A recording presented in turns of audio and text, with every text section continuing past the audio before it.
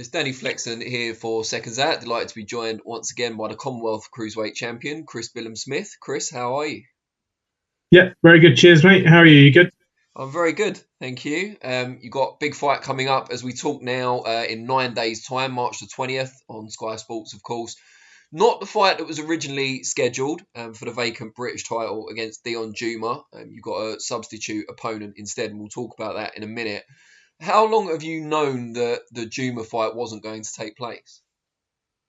Um, Probably had doubts to begin with, but probably actually known for 5 or 6 weeks, maybe. Yeah, maybe about 5 weeks, I reckon. So yeah, it wasn't the best news, but I also wasn't surprised. Obviously, he had an eye injury and his eyes are obviously quite a serious injury. So yeah, I knew he had surgery and stuff, so I wasn't overly surprised. In a sense, it's only been 4 months, I think, since he's had the surgery. So yeah, it is what it is. I mean, we got a new opponent. How do you feel about not getting that opportunity, at least for now, to win the British title? Because that's something that a lot of boxers grow up wanting to win, of course. Yeah, I mean, it's a bit gutting, to not be able to fight for the title, but you got to the career is still going in the same direction. I still want to box beyond the British title and stuff. As much it'd be great to win one, and hopefully I can still win it. Maybe later on this year. But I just got to focus on. I can't, get hung up on it. That it's not for that belt anymore, because it's I've still got a fight in front of me. As far as you're aware, were there any attempts made to bring in another British opponent who would have been eligible to fight for the Lonsdale belt, so you could still get that chance? Yeah, I believe there was a couple, but a while ago. Yeah, I think there was this time around. I'm not entirely sure, to be honest. I know we've tried numerous foreign opponents in the last 4 weeks or so, as well. But there was a few offers that got made when Deion pulled out originally for November. Obviously, it was quite late notice, so nobody took the fight. But yeah, it was. Obviously, now I've got a foreign opponent, and yeah, as far as I know, I think there was 1 or 2 maybe offers for the British, but yeah, for whatever reason they weren't taken. Given the kind of struggle to get opponents, you haven't done too badly with Vasil Ducar. He's experienced, powerful, durable, and fought some of the other kind of classy cruiserweights, kind of on the fringes of world level. Kevin Lerena being the most notable, I suppose. What do you make of him from what you've been able to find out about him and watch on YouTube? Well, he was out in Riga sparring Breedis when I was out there. Oh, okay. He was out there for the week, for one of the weeks, and so yeah, I saw a little bit of him then. Probably a harder fighter than it would be in a spar with him, because he's quite tough and he can bang. So with smaller gloves, he's a lot more dangerous. And yeah, it's sort of in a way, it's a bit of a no-win fight for me in terms of getting any people shouting about the fight. If I win the fight, if I stop him, then I get a little bit more credit. But yeah, I'm not going to get a huge amount of credit for the winning. But I'm well aware of the dangers that I face in this fight. He only boxed, I think, about 12 weeks ago. He won the Czech title, to become the number 1 Czech, and he's got 8 knockouts in 9 wins, and he's only lost to some really good people like you said, Kevin Lerena, who's, I believe, he's the IBO cruiserweight champion. He is, yeah. Who's probably pushing on towards the world title level. You've got the Egorov, the Russian, who's a very, very good fighter. Very highly touted. Yeah, very highly touted fighter, him. And so yeah, he's been in there with some big names, and none of them have stopped him, and they're both known for carrying a bit of power as well. And then yeah, and in his last fight, like I said, he knocked out the other guy, who, even though the other guy was up on points, so I'm very wary. He carries power throughout. I think he stopped him in the last round. He carries power throughout and is a dangerous and tough fight. So it's not just, just going in there and just doing it. I've got to have a game plan. I've got to stick to it. I've got to be very disciplined. And that's what I plan to do on March 20th. And you're on a bit of a KO streak at the moment, building a reputation as a big puncher. But is this maybe more of an opportunity to show the full range of your skills? He doesn't look the fastest on his feet or the most versatile. Yeah, I think he's a little bit more awkward than he looks when you watch him. He does he like sort of leaves his head forward and pulls back and punches off it and stuff like that. But yeah, definitely, I don't plan on just going out there and just trying to blow him away, because there's people in the division which are like you said, highly touted and big punchers as well that haven't managed to do that. If the stoppage is going to come, it's going to be come from my boxing skills and some well placed shots and break him down. I can't see me, just knocking him out early on one round and with one punch. So I've got to be careful and disciplined with my performance, and I think that's the main thing in this fight is my discipline, sticking to a game plan, which I'm excited about because I haven't really, shown that in my last two fights. The Glover fight was very, very high paced. We were both trading blows. The Nathan Forley fight, I sort of just stuck a very high pace to begin with. I think I have to be a little bit more calculated this time, and just pick my shots a little bit better. And hopefully I can get them out there late on and get some credit for that. But if not, hopefully I'll be able to get. If that doesn't happen, I'll at least get some rounds out. And the main thing is just getting the win. How much at all did you have to adjust your sparring when you found out for certain it wasn't going to be Deion in the opposite corner?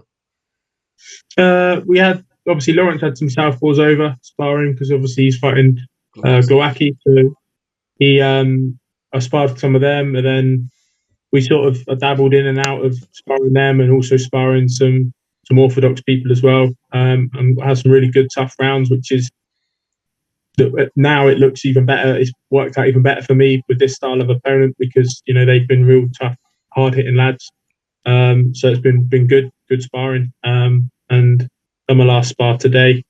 And the sparring sort of obviously was only orthodox really, most towards the end of camp. Do you get a real sense now every time you have your successive training camps that you're getting a bit better each time, not just technically but physically as well, beating previous scores and all that kind of thing?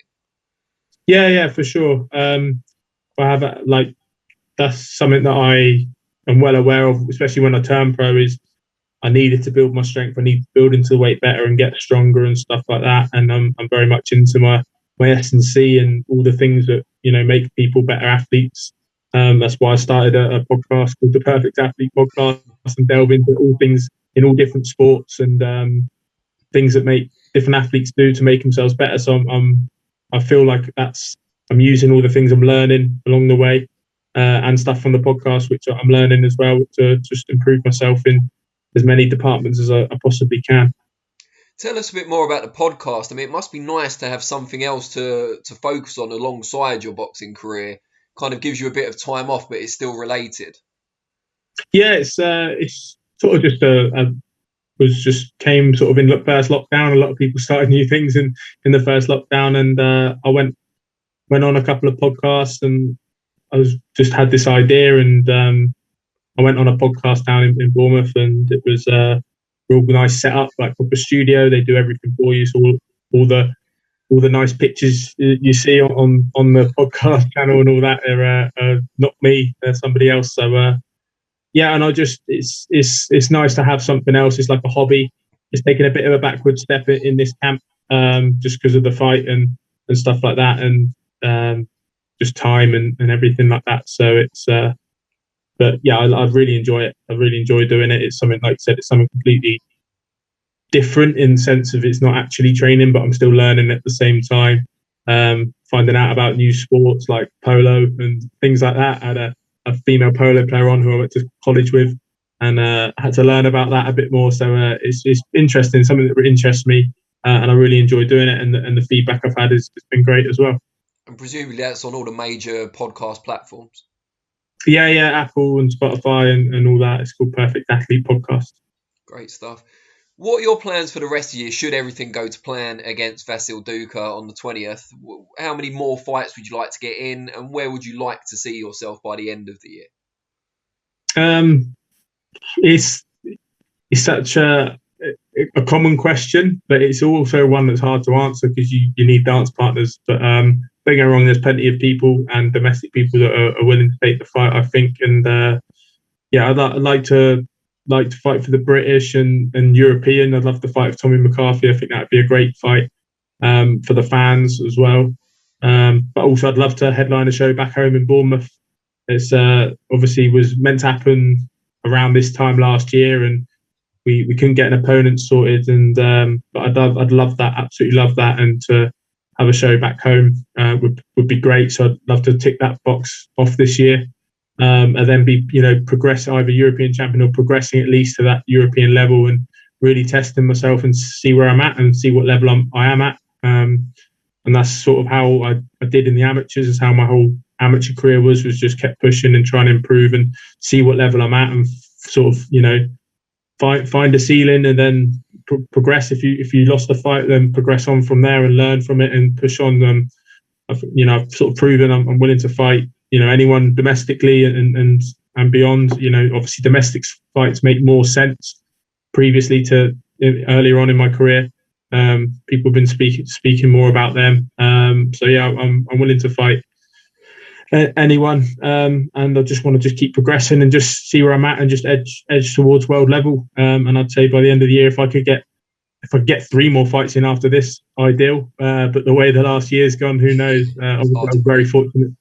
Yeah, very fortunate to box in August last year. And we got this one early on in the year as such, and it'd be great to get at least 2 more after this. Are you someone that will look at the rankings on BoxRec or wherever and start kind of looking at names that you'd like to fight to progress yourself?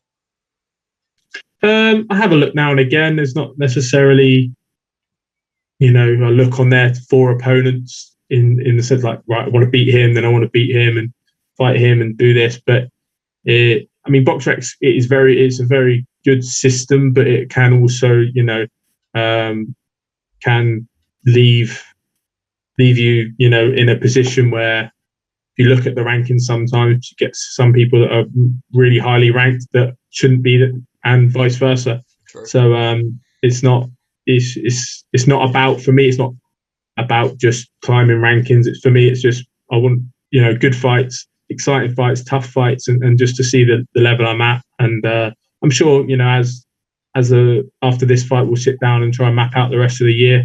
Obviously, this fight hasn't been ideal with the change of opponent and trying to get someone in, but maybe map out the rest of the year and look to set a bit of a map out to where I'm going. You've had world-class sparring on a number of occasions. Do you feel anyone in the ring so far in your career has tested you to the same degree as some of the guys you've sparred? Breedis, of course, Glavotsky. Sorry, not Glavotsky, Coley in your own gym. No, not the people I've fought. I wouldn't say so far. Obviously, Lawrence and Breedis. Sort of see them as, they're definitely, I'd see them as top 2 in the world, to be honest, at the weight. I think that's a really good fight for Lawrence if he comes through Glowacki as we expect him to. I think that's a really good fight, interesting fight, very slightly different styles, but both can punch, and Lawrence is becoming more and more exciting under Shane, I believe. So I think it'd be a really good fight. And not so far in the ring, and obviously I've had good sparring with Breedis and Lawrence and plenty around. So it's nice to keep seeing where I'm at with in the spars with those guys, and keep improving camp on camp.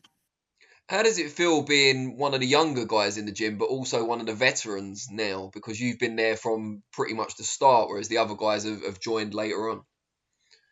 I don't think I am the youngest. I think I might even be, I think I'm 30. So Fowler's just turned 30 yesterday. I think Lawrence is late 20s. So I think I'm actually one of the older ones. I think Luke Campbell. Mr. Campbell, then, yeah.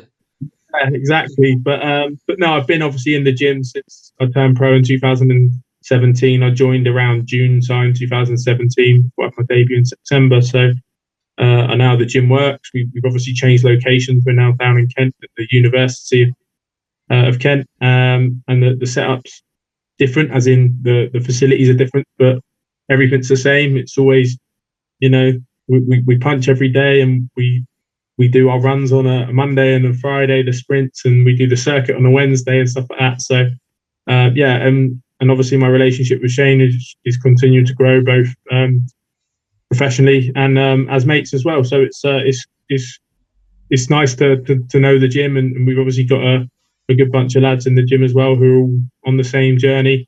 No current world champions until next week, so we'll be back to holding a world title in the gym as of next week.